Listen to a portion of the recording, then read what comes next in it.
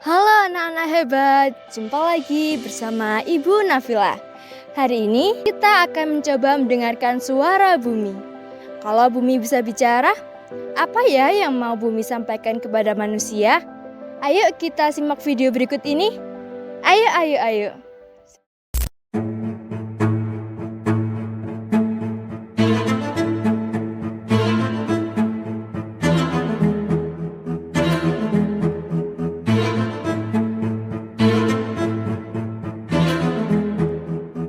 Hilirisasi nikel punya dua muka.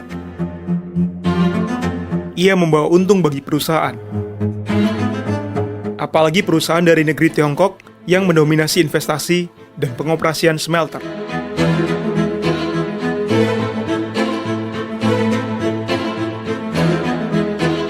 Di saat yang sama, kami merekam wajah lain yang ditampakkan olehnya. Bagi warga lokal, hilirisasi nikel membawa nestapa. Sakit yang tak terlihat mata, namun begitu nyata. Merongrong tubuh sehat yang jadi anugerah terbesar mereka, warga Teluk Weda.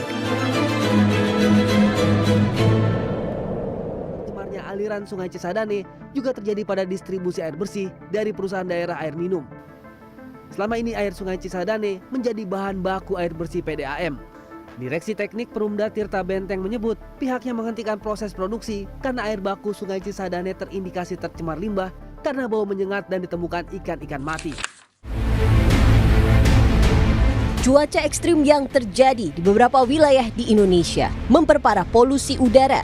Akibatnya sejumlah penyakit di beberapa wilayah meningkat, mulai dari gangguan pernapasan akibat polusi udara, bahkan risiko penyakit jantung dan pembuluh darah.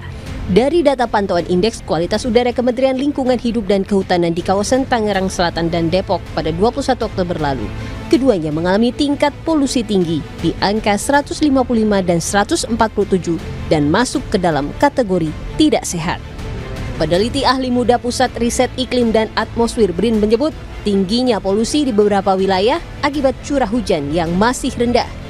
BRIN meminta warga untuk mengurangi kegiatan di luar ruangan dan menggunakan masker saat keluar rumah. Jadi sebenarnya kalau kita lihat ini satu kejadian spesifik ya, misalnya tadi di situ ada gambar satu bencana banjir besar gitu ya. Ini sebenarnya terjadi karena adanya kombinasi variabilitas alami atau peristiwa alami seperti El Nino kemudian La Nina ditambah kondisi lokal, ditambah lagi adanya pemanasan global. Jadi ini tuh bukan sekedar cuaca aneh ya, seperti yang mungkin banyak orang menganggap ini anomali gitu ya. Tapi ini merupakan sebuah tren di mana pemanasan global ini sudah terbukti membuat hujan ekstrim, gelombang panas dan beberapa jenis badai yang mungkin akan menjadi lebih sering terjadi dengan intensitas yang lebih tinggi. Bencana di Sumatera tak hanya merenggut ribuan nyawa manusia, tapi juga menghapus jejak kehidupan satwa liar sebagai penjaga ekosistem hutan. Di tengah puing-puing kayu, lumpur, dan reruntuhan, alam seolah ikut menangis atas kerusakan yang sebagian diciptakan oleh manusia sendiri. Bencana Sumatera menunjukkan kondisi ekologis yang memprihatinkan. Banjir bandang dan longsor yang dipicu oleh hujan ekstrim dan kerusakan hutan telah mengubah wajah alam di sejumlah daerah. Bencana ini pun ikut merenggut ribuan jiwa satwa liar yang juga terdampak parah akibat hilangnya habitat mereka. Seekor gajah Sumatera ditemukan mati, terjepit di antara tumpukan kayu gelondongan yang terseret banjir bandang. Tak hanya itu, di habitat yang kian sempit, orang utan tapanuli, salah satu primata langka dunia, juga ditemukan tak bernyawa, tertimbun lumpur dan kayu. Tim SAR dari Federasi Arung Jeram Tapanuli Selatan menemukan jasad primata orang utan di tumpukan kayu dan lumpur di pinggiran Sungai Aik Garoga, sekitar 3 km dari Desa Pulau Pakat, Tapanuli Tengah. Hal itu dilakukan untuk menelusuri gelondongan kayu yang terseret banjir di wilayah Sumatera. Pemeriksaan difokuskan pada potensi perusakan lingkungan dan kontribusi perusahaan terhadap kerusakan kawasan hulu yang disinyalir ikut memperparah banjir dan longsor. KLH meminta setiap perusahaan menghadirkan dokumen izin yang lengkap, termasuk kajian terkait daya tampung lingkungan terhadap curah hujan yang ekstrim, sebagai pembanding terhadap kondisi pasca siklon tropis.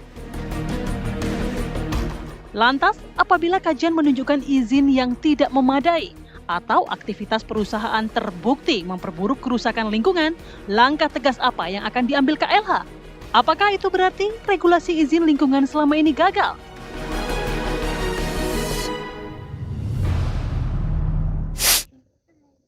Setelah kita melihat video tadi, kita jadi tahu kalau misalnya bumi kita sedang tidak baik-baik saja.